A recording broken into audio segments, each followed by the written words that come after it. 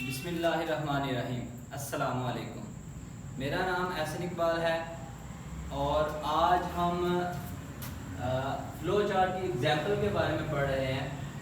इससे पहले हमने पढ़ा था डेफिनेशन ऑफ फ़्लो चार्ट कि how to define a flow chart.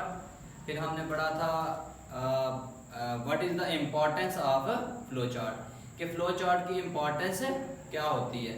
उसके बाद हमने पढ़ा था रिक्वायरमेंट फॉर फ्लो चार्ट और उसके बाद हमने पढ़ा था सिंबल्स फॉर फ्लो चार्ट। ठीक है, कि कौन कौन से ऐसे सिंबल हैं जो कि फ्लो चार्ट के लिए यूज होते हैं, जो फ्लो चार्ट को बनाने के लिए हम इस्तेमाल करते हैं। हमने पढ़ा था फ्लो चार्ट के बारे में। फ्लो चार्ट क्या होता है? फ्लो चार्ट के बारे में मैंने आपको बताया था कि फ्लो चार्ट एक ग्राफिकल प्रेजेंटेशन होती है जो कि किसी भी प्रॉब्लम के सलूशन के लिए हम बनाते हैं। यानी एक स्टेप वाइज प्रोसेस होता है जो हम किसी भी प्रॉब्लम के सलूशन तक पहुंचने के लिए एक प्रोसेस कंप्लीट करते हैं, उसको हम क्या बोलते हैं? फ्लो चार्ट बोलते हैं। ठीक है, इसके अलावा इसके मसलन ये और किस जगह पे इस्तेमाल होता है, और ये हमारे पास इस्तेमाल होता है कि वो जो स्टेप्स हम यूज़ करते हैं उन स्टेप्स को अंडरस्टैंड करने, किसी भी प्रॉब्लम के सलूशन को फाइंड करने के लिए जो हम स्टेप्स यूज़ करते हैं, उन स्टेप्स को अंडरस्टैंड करने के लिए भी फ्लो चार्ट इस्तेमाल होता है। तो सबसे पहले तो वो वाले बच्चे जिन्होंने स्पेशली लास्ट, उससे पहले वाले भी लेकिन specially last flow chart symbols वाला लेक्चर नहीं लिया, उस लेक्चर को प्रिपेयर नहीं किया, तो उनको ये समझ नहीं आएगी। क्योंकि उनको अगर सिंबल का नहीं पता कि कौन सा सिंबल किस मकसद के लिए इस्तेमाल होता है, तो वो उसको अंडरस्टैंड भी नहीं कर सकेंगे। तो सबसे ज़रूरी चीज़ ये है कि आप सबसे पहले जो हमारे पास फ्लो चार्ट सिंबल का जो लेक्चर था वो आप अटेम्प्ट करें, उसको लें, देन इस लेक्चर को आप पढ़ें या इसको सुने, फिर आप इसको अंडरस्टैंड कर सकेंगे। तो सबसे पहली एग्जांपल है हमारे पास to convert Celsius to Fahrenheit, कि हमने जो हमारे पास एक नंबर दिया होगा टेम्परेचर का, हमने टेम्परेचर को कन्वर्ट करना है किसमें? सेल्सियस में। आपको पता है हमारे पास दो किस्म का टेम्परेचर होता है, एक होता है सेल्सियस और एक होता है फ़ारेनहाइट। अब इसमें उसने हमें टेम्परेचर जो दिया हुआ है वो सेल्सियस में दिया हुआ है, हमने फ़ारेनहाइट में इसको कन्वर्ट करना है। तो चलिए शुरू करते हैं। सबसे पहले हम शुरू करते हैं ओवल साइन से। ठीक है, जो कि इस्तेमाल होता है किसी भी फ्लो चार्ट को स्टार्ट करने के लिए भी यही ओवल साइन यूज होता है और एंड करने के लिए भी यही ओवल साइन यूज होता है। उसके बाद आ जाता है हमारे पास कि हमारे पास इनपुट क्या है। इनपुट हमारे पास क्या है?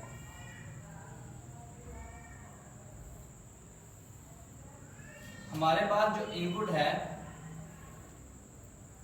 वो है जी, हमारे पास टेम्परेचर दिया हुआ है इनपुट सेल्सियस में। ठीक है, सेल्सियस में हमारे पास उसने टेम्परेचर दिया हुआ है हमें।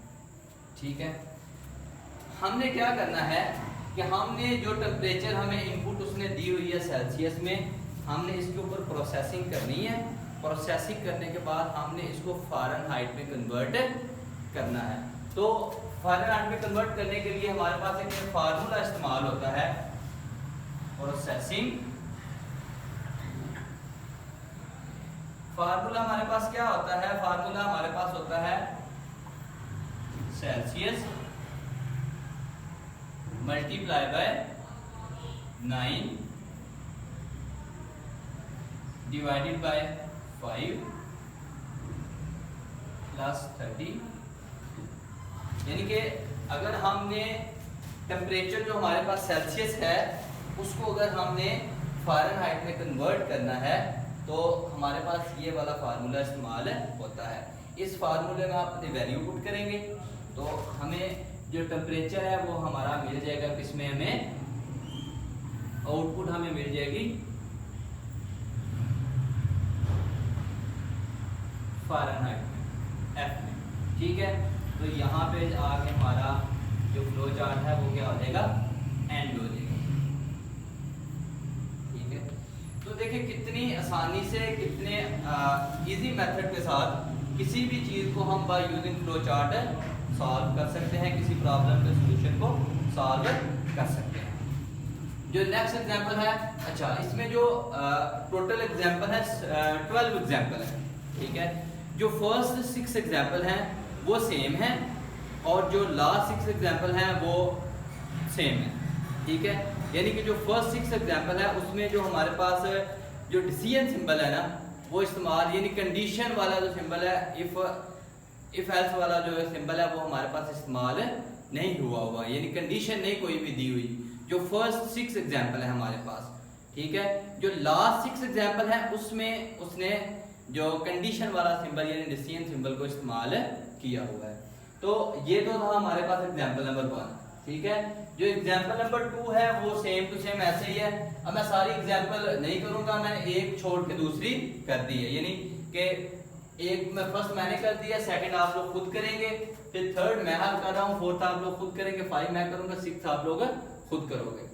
तो सेकंड एग्जांपल है बेटा वो मेरे पास है कि find the volume of cube. ठीक है, कि हमने क्यूब का वॉल्यूम फाइंड करना है। ठीक है, तो गिवन हमारे पास क्या है, स्टार्ट किया हमने ओवल साइन से। ठीक है, इनपुट क्या है हमारे पास, एच।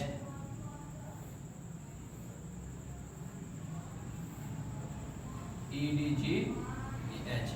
ठीक है, प्रोसेसिंग जब होगी तो आपको पता है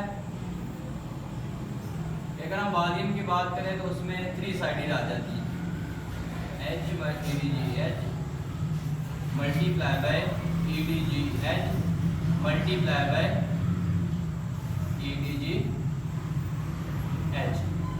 ठीक है, तो शो हमने किसमें करवाना है, वॉल्यूम में, तो वो हमारे पास वॉल्यूम है शो हो जाएगा। ठीक है, और नीचे पे आके हमारा ओवल सिंबल से एंड हो जाएगा। ठीक है, इसी तरह एग्जांपल नंबर 4 वो आप लोगों ने खुद करनी है। एग्जांपल नंबर 5 अगर हम आ जाए तो कहते हैं find the sum product and average of 5 given numbers. कि आपने बाय यूजिंग फ्लो चार्ट आपने क्या करना है कि सम भी नंबर 5 नंबर उसने गिवन दिए हैं आपको, आपने उसकी सम भी फाइंड करनी है, उसकी प्रोडक्ट भी, ये प्रोडक्ट कहते हैं मल्टीप्लिकेशन को, वो भी फाइंड करनी है, और उनकी एवरेज भी आपने फाइंड करनी है। तो चलें शुरू करते हैं। ओवल साइन से हम स्टार्ट करते हैं। ठीक है, अब मेरे पास गिवन क्या है, इनपुट मेरे पास क्या है, उसने कहा है कि आपने 5 नंबर ले लेते हैं। 5 नंबर मेरे पास कौन से हैं, मैं कहता हूं n एक 0 है, n 1 है, n 2 है, n 3 है, और एक बेटा जी मेरे पास है जी n 4। यानी कि ये मेरे पास 5 नंबर है। ठीक है, प्रोसेसिंग में मैंने क्या करना है कि एक तो इनका सम फाइंड करना है। ठीक है, सम किसका, n0 plus n1 plus n2 plus n3 plus n4। फिर मैंने प्रोडक्ट फाइंड करनी है। प्रोडक्ट में क्या करना है कि n0 multiply by n1 multiply by n2 multiply by n3 और मल्टीप्लाई बाय n4। ठीक है, और जब एवरेज निकालनी है, ठीक है, एवरेज में क्या करता है, इनको सम करके जितने नंबर आप होंगे उनके ऊपर डिवाइड कर देना है। ठीक है, तो इस तरह हम किसी भी चीज की एवरेज और शो हमने क्या करना है कि जो गिवन नंबर है वो हमारे पास आउटपुट में शो हो जाएंगे। ठीक है, शो हमने कर देना है आउटपुट में सम प्रोडक्ट एंड एवरेज। और यहाँ पे आके हमारा क्या हो जाएगा, ओवल साइन से जो फ्लो चार्ट है वो हमारा एंड हो जाएगा। फर्स्ट, थर्ड एंड फिफ्थ तो मैंने कर दिए।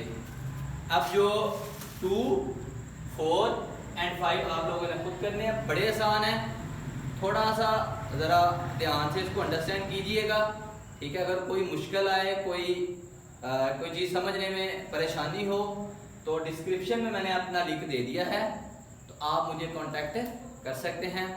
आज तक के लिए इतना ही। नेक्स्ट जो हमारा लेक्चर होगा उसमें हम इंशाल्लाह जो नेक्स्ट 6 एग्जाम्पल हैं उनके बारे में डिस्कस करेंगे। उस वक्त के लिए मुझे इजाज़त दीजिए। अल्लाह हाफिज़, फ़ी अमान।